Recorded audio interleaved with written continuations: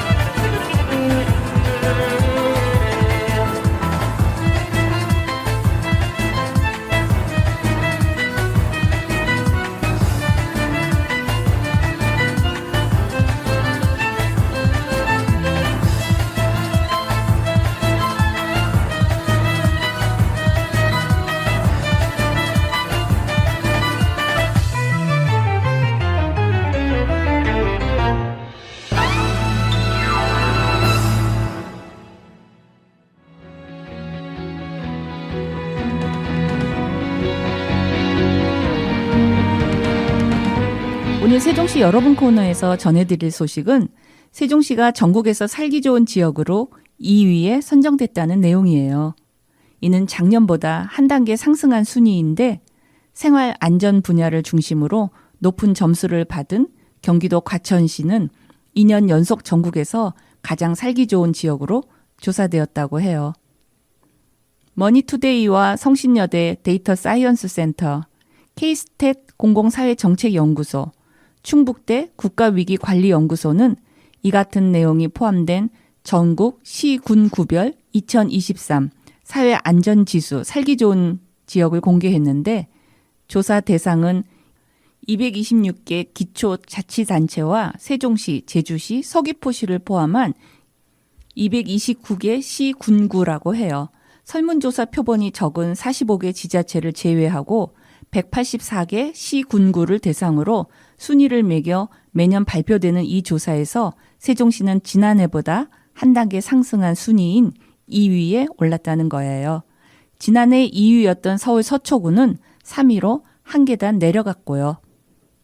세종시는 사회안전지수 62.19점으로 전체 2위를 차지했고 비슷한 인구 규모를 가진 20만에서 50만 명 사이의 지방자치단체 중에서는 가장 높은 점수를 받았다고 하네요. 세종시는 특히 생활안전에서 교통안전 점수가 75.66으로 높았고 건강상태, 소득, 고용에서 점수가 높은 결과를 얻었다고 해요.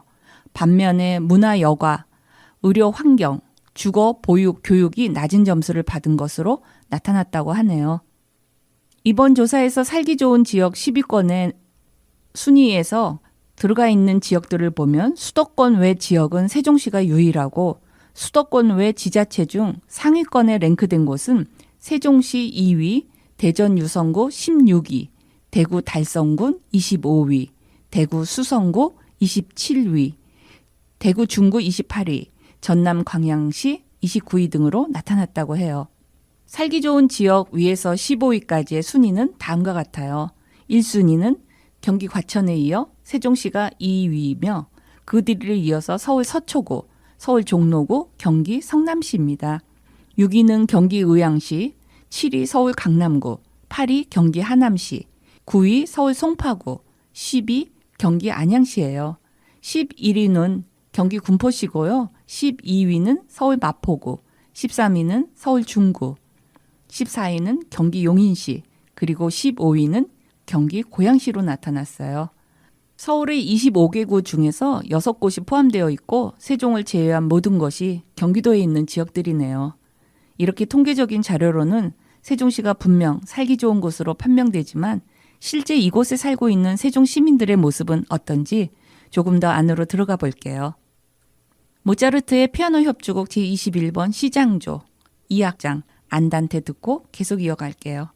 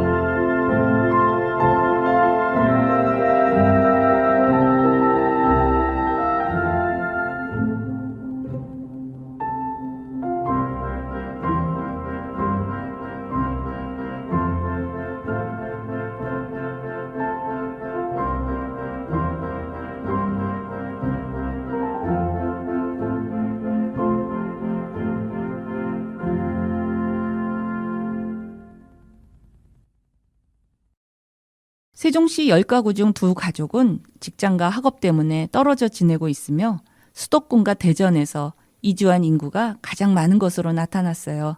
1인 가구 비중은 조치원과 면지역이 50%를 넘었고 동지역은 2인 가구가 가장 많은 비중을 차지하는 것으로 집계되었어요.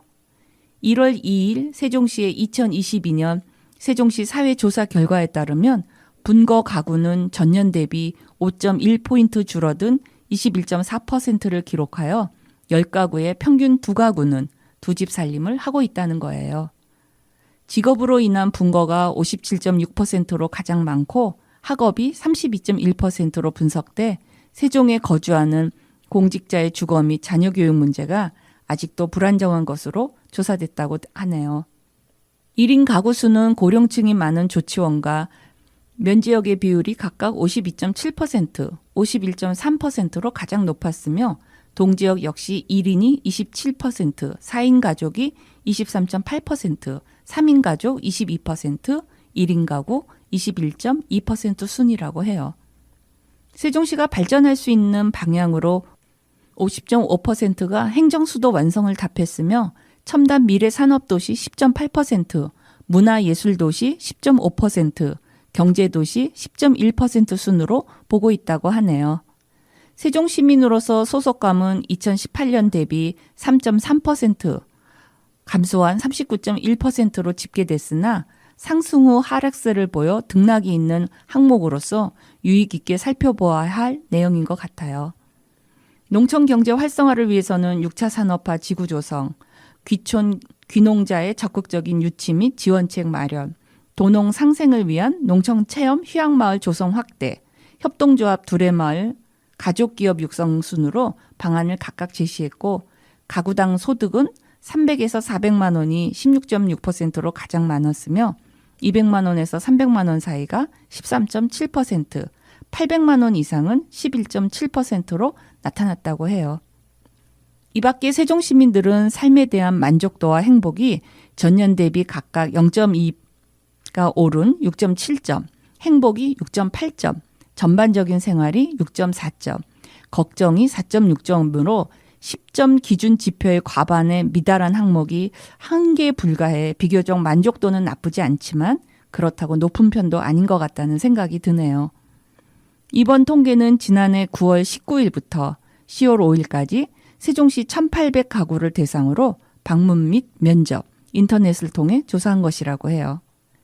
여러분 주변에서 함께 살고 있는 이웃과 자신을 같이 볼 수 있는 자료인 것 같아요. 쇼팽의 즉흥 환상곡 듣고 올게요.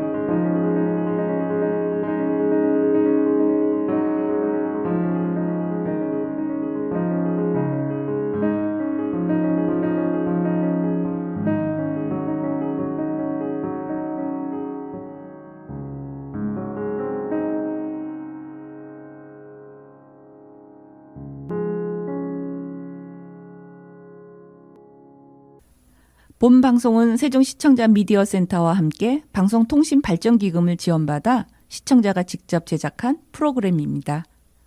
지금 여러분은 세종 FM 98.9MHz의 문제연의 광장에서를 듣고 계십니다. 문제연의 광장에서 여러분 시청자 게시판이 마련되어 있다는 거 전해드렸죠?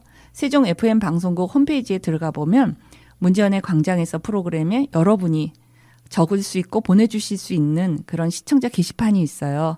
여러분이 나누고 싶은 이야기, 함께 듣고 싶은 이야기, 더 알아보고 싶은 주제 등 여러분이 참여를 기다리고 있습니다. 지금 앞에서 세종이 얼마나 살기 좋은 곳인지 그 통계적인 자료, 지표로 놓고 보면 전국에서 2위라고 하는데 실제 시민이 느끼는 세종시에서 삶에 대해서 오늘 먼저 하나 이야기 나누고 싶은 게 있어요. 그거는 세종시의 식당이라든지 식사를 할 수 있을 만한 곳들에 대한 시민의 입장에서 여러분하고 잠깐 이야기를 나눠볼까 해요. 세종시의 동지역은 정부의 각 기관들이 밀집되어 있는 곳으로 행정 중심 지역임이 분명하죠. 이곳에서 일하는 공무원들과 관계자들은 정해진 시간에 출근을 하고 부서와 개인의 업무에 따라 연장 근무를 하기도 하죠. 출근 시간이 가까이 되면 청사 주변의 도로는 긴 자동차 행렬이 늘어져 있고 회전 교차로는 서로 들어가려고 순서를 기다리지 않고 눈치껏 운전하는 모습은 너무나 흔하게 봅니다. 11시 30분이 되면 점심 식사를 하기 위해 이 건물 저 건물에서 나오는 사람들로 거리는 활기를 띠는 것 같아요. 세종에 이렇게 많은 사람들이 있나 하고 놀랄 만큼요. 잠시 후 1시가 되면 길거리는 다시 조용해지고 식당 가는 손님들이 다 빠진 상태가 되어 허전하다는 느낌마저 들기도 해요. 일반적으로 청사 주변의 상황이 그렇다는 거죠. 그러면 이 지역에 살고 있는 주민들의 입장에서 보면 어떨까요? 친구가 오거나 외식을 하고 싶은데 갈 곳이 마땅하지 않다고 하는 경우는 흔하게 들어보셨을 거예요. 직장인들을 대상으로 적당한 가격에 순환이 빨리 되는 식당에 가서 편하고 즐겁게 식사를 하기에는 무엇인가 부족하다는 느낌을 갖게 되죠. 그러면 청사 주변이 아닌 다른 곳에 가서 식사를 하면 되지 않겠냐고 할 수 있어요. 하지만 그 다른 곳이 그리 많지 않다는 거예요.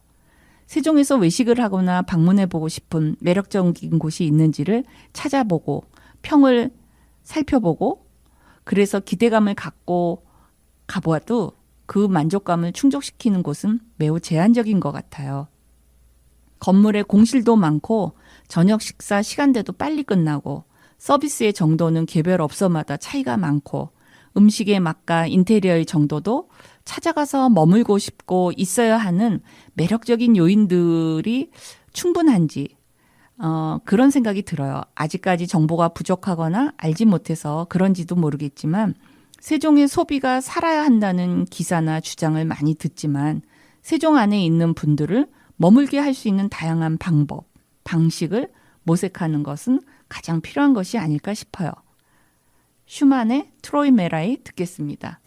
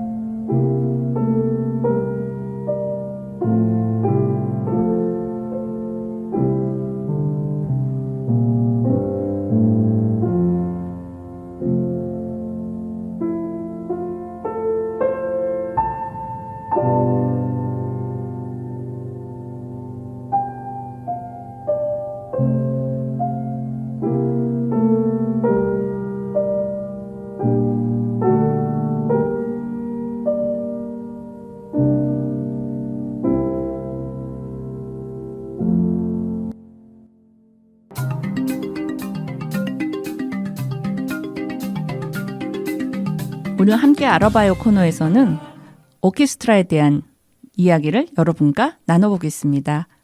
그동안 문제연의 광장에서는 많은 클래식 음악들을 여러분한테 들려드리고 있는데요. 이 음악들은 오케스트라 연주로 저희가 듣고 있잖아요. 그 오케스트라가 어떤 것들인지 여러분하고 알아보는 시간을 가져볼까 해요. 그래서 심포니 오케스트라와 필하모닉 오케스트라가 어떤 차이가 있는지 좀 잠깐 살펴볼까 해요. 음일부터 살펴보면 심포니는 원래 그리스 심포니아에서 비롯된 것으로 함께 내는 소리라는 의미를 가지고 있다고 해요. 반면에 필하모닉은 하모니아의 사랑을 의미하는 필이 붙은 합성어라고 합니다. 즉 음악을 사랑하는 이들의 모임이라는 뜻이죠. 의미적으로 볼 때는 둘 다 오케스트라에 붙이기에는 맞는 명칭인데 필하모닉이나 심포니나 이런 명칭은 모두 함께 모여 연주한다는 의미에서 비롯된 것일 뿐 연주하는 작품이 교향곡이냐 협주곡이냐 관여나 소품이냐 이와는 아무런 상관이 없다고 해요. 물론 단원수나 규모하고도 관련이 없고요. 150년이 넘는 유구한 역사를 가진 빌 필하모닉 오케스트라가 말로나 브루크너의 초대형 교향곡들을 초연했다는 사실을 떠올려 보면 쉽게 이해가 갈 것 같아요. 근데 어느 오케스트라에는 필하모닉을 붙이고 어느 오케스트라에는 심포니라는 명칭을 사용했을까요? 이거는 의견이 좀 분분한데요. 가장 유력한 설은 필하모닉은 개개인의 후원을 모아서 설립한 오케스트라라고 하고 심포니는 회사나 기관 등 특정 단체가 재정을 담당할 경우 붙여졌다는 것이라고 해요. 필하모닉 오케스트라를 후원하는 개인들이랑 왕정 시절에는 귀족들, 산업혁명 이후에는 막대한 부를 축적한 부르주아들로 구성되어 있었으며 심포니 오케스트라는 반면에 지방 도시나 작은 관공업체 등에서 조직하는 경우가 많았다고 해요. 지금은 그 구분이 좀 무의미해졌지만 필하모닉 오케스트라와 심포니 오케스트라는 원칙적으로 그 설립 취지에 있어서 사회적인 평판에 있어서 또 규모에 있어서 연주 기량에 있어서도 모두 그 격이 달랐다고 해요. 차이코프스키의 피아노 협주곡 1번 듣겠습니다.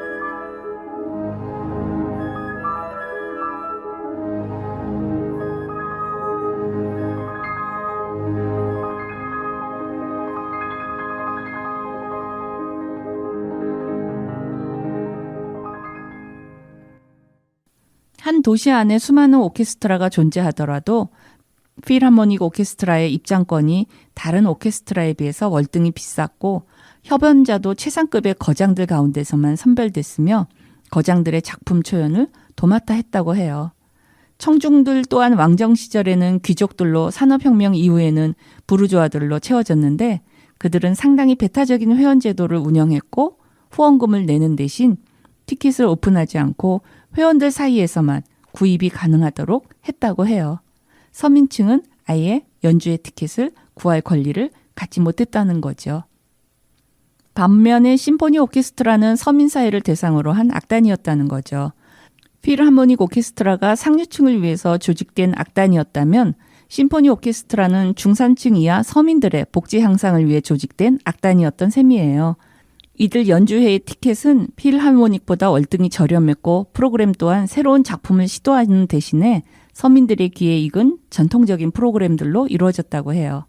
예전에는 필하모닉 오케스트라 또는 심포니 오케스트라로 창단됐지만 지금은 그러한 구분이 굉장히 모호해졌다고 하네요. 그래서 이 필하모닉이나 심포니나 모두 사회적으로 평등하고 둘 다 똑같이 재정적으로 어려움을 겪고 있는 공통점은 현대사에서 갖고 있다고 해요. 요즘 런던 콘서트 고어들 사이에서는 런던 필하모닉보다 런던 심포니의 점수를 더 높이 쳐준다고 하기도 해요. 참고로 말씀드리면 빌의 필하모닉 오케스트라는 빈에서 창단된 최초의 프로페셔널한 오케스트라라고 합니다. 같은 해 다른 대륙, 즉 미국에서는 뉴욕 필하모닉이 창단되었고요. 빈 필하모닉이 창단되기 이전에 음악의 도시 빈에 제대로 구성된 오케스트라가 하나도 없었다는 사실은 상당히 놀라운 일이죠. 교향곡의 정점이라 할 수 있는 베토벤 교향곡들이 모두 그때그때 모여든 외인 부대들에 의해 초연됐다는 것을 생각하면 오케스트라의 홍수 속에 살고 있는 오늘날의 우리는 상당히 고마워해야 되는 건 아닌가 싶네요. 베토벤의 전원 교향곡 들을게요. 폰 카라한이 지휘하고 베를린 필하모니가 연주합니다.